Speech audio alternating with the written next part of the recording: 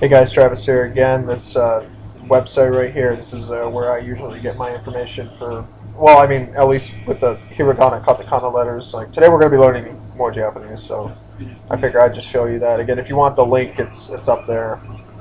But again, this is not my website, this is just somebody else's. But I just figure, you know, using this website's actually really handy, and I don't know how many people really do use it. But anyways, so the Japanese alphabet, the Japanese alphabet is usually referred to as kana, especially hiragana, katakana. While the hiragana consists of 48 symbols, it is an alphabet where the alphabetic combinations represent just a single sound, thus any Japanese word can be written in a way that can be read without having to remember how the word is pronounced. And I mean, honestly, I prefer both ways because it can actually be very easy relatively. I'll show you what I mean coming up. So the Japanese kana are much simpler in the way something is written, the way it sounds. There is also kanji, which is another writing system, a Japanese writing system based on borrowing or slightly modified Chinese characters. And that's another thing. I'll explain kanji in a little bit because I know some people really lose their patience with that. But anyways. So right here is hiragana symbols alphabet. The table below is 48 symbols. Now there's other like hiragana letters as well, but we'll just start with the basics. Okay, so like when you look at the vowels, again, just look at the first 5 right here. Okay, so this is a, e, u, a, and o. So a as in father, e as in tree, like a double e sound, u as in Jupiter, like double o, e as in pen, like eh. You know how like some people would go up to you and say eh, like what are you talking about? Like like for example, and o as in hope, like like the word hope, as in like I hope he sure comes home with this. That makes sense. Then you have ha, he, fu. Notice how there's no fu here. Or there's no hu, fu, he, and ho, ka, ki, ku, ke, ko, ma, mi, mu, me, mo, sa, shi, su, se, so, ya, you, yo, ta, chi, su. Again, this one's really interesting. It's not Sue, it's Sue. Like you have to put like the T in there, like as if like there's no letters behind it, but like the T. Then like T, like T-A, but it's like Sue, Sue. So like for example, the word tsunami, you wouldn't say tsunami, you would say tsunami. There's that, I know the T, it doesn't really the sound, it has to be really fast and relative. But again, when you see the tsunami, it's tsunami with the T in there. So it's it doesn't really sound like it's really different, but it is. So te, tu, ra, ri, ru, re, ro, na, ni, nu, ne, no, wa, we, na. The thing about the N, it's just like like a basic letter. We and wo. Now the thing about wo is sometimes wo can actually be referred to as just an O, for example. So O, and it's what is known as particles and radicals, mostly particles. I'll explain what those are very shortly. So coming down here, it says maybe you noticed that many of the sounds are missing. That's why the Japanese added more additional sounds using combinations of symbols. The table below shows the additional sounds in hiragana. And so, for example, again, same pronunciation applies. Again, vowels, they always have one pronunciation, and the consonants are the same as they are in English. So again, ga, gi, gu, ge, go. Then we'll go over here. Za, ji, zu, ze, zo. And then da, ji. Again, notice how there's 2 G's. Zu, de, do. Ba, bi, bu, be, bo. Pa, pi, pu, pe, po. And then down here it's kya, q, kyo, sa, or sa, yeah, sa. Su, su, yeah. So, cha, chu, cho, ya, hu, hyo, pya, pu, pyo. And then we move down here to, and again, this I might make some pronunciation errors, but I'll do the best I can. Gia, gia. Notice how there's two gias here. Gyo, ria,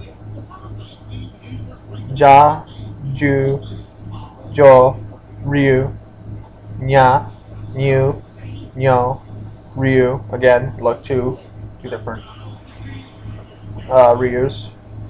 Bya, bu, yo, ja, ju, mya, mi, and myo.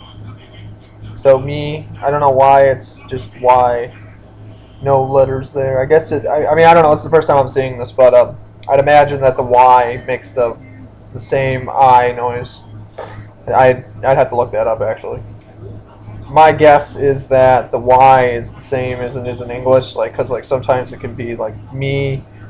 Well, actually, no. Let me just look it up really quick. Actually, the way I look at it, I think they honestly forgot to put the U there. I'll have to contact them. But this is essentially U. So, mu. So, my. Mu. Yeah, mu. Okay, so now we're down to katakana symbols. Katakana are often used for transcription of words in foreign languages. So again, whatever's foreign to Japanese. So like for example, where I live in the United States. So to them, they'd be foreigners to where I live, but to them, I would be a foreigner to where they live. So this vice versa, used to represent sounds, technical, and scientific terms. Katakana's main feature is a short, straight strokes and angular corners. That's why katakana is considered the simplest of the Japanese scripts. Personally, when I learned Japanese, I learned hiragana first and then katakana, but I recommend learning these both before really tackling kanji. Again, kanji is actually very simple to understand, but it's just more complex. I'll say this. When you learn Japanese, if it's not a hiragana or a katakana letter, then chances are, or symbol, then chances are it's a kanji. That's where it would just fall under. So let's get started. Okay, so again, this is all pronounced the same way, but they're just written different. Notice how you got like all these different letters. Okay, so like for example, a, I, u, e, o, ha, hi, fu, he, ho, ka, ki, ku, ke, ko, ma, mi, mu, me, mo, sa, shi, su, se, so, ya, yu, yo, ta, chi, tsu, te, to, ra, ri, ru, re, ro, na, ni, nu, ne, no, wa, we, n. The end again makes the same noise. Notice how it's got a different singularity or a different letter. Way and wo. Now, okay, now this is the one I was talking about. I'm not sure about, again, going back up here, right here where it says wo. I think it's only down here, but again, I could be wrong. I don't really see particles for, I'm trying to think, for hiragana as often as I see it for everything else. But as for katakana, you know, it can go wo, but I've also heard a lot of people say that it can also be o as well. So like when you see this, it's really interesting. But again, you know, just again, the more you know in Japanese, the easier it gets, because that's essentially how the language itself works. You have to understand that when you learn Japanese, it's really not like an impossible language, but it's just really, it's easy to understand, but it's a lot longer than English. That's definitely for sure. So, and then it says for a modern katakana, it was necessary to add some sound. Below is a list of additional katakana used to represent some of the sounds for the language. Okay, so again, just like hiragana and its advanced letters. Okay, so but this is how we do it. Okay, so you have ga, gi, gu, ge, go, za, ji, zu, ze, zo, da, ji, zu, de, do, ba, bi, bu, be, bo, pa, pi, pu, pe, po, hia, hu, hyo, sa, su, sho, cha, chu, cho, hia, hu, hyo, pia, pu, pyo, and then we move down here. Alright, so then we got ya, ya, yo, ria, ja, ju, jo, ryu, nya, nyo, yo, no, nyu, nyo, ryu. Again, notice the similarities. Bia, bu, yo, ja, mia, and again the y is missing again, or the u is missing, so I'm just going to refer to it as mu, myo, and ju. And then down here, I never really understood why they put this here.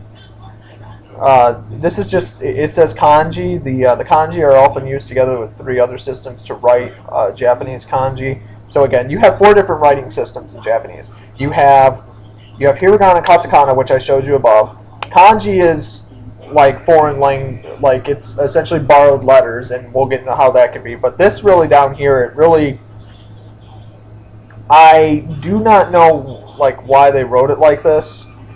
Maybe I'm missing something. But as far as like the way you see it like this, written like this is not exactly how kanji is. Kanji is more or less like really like thick.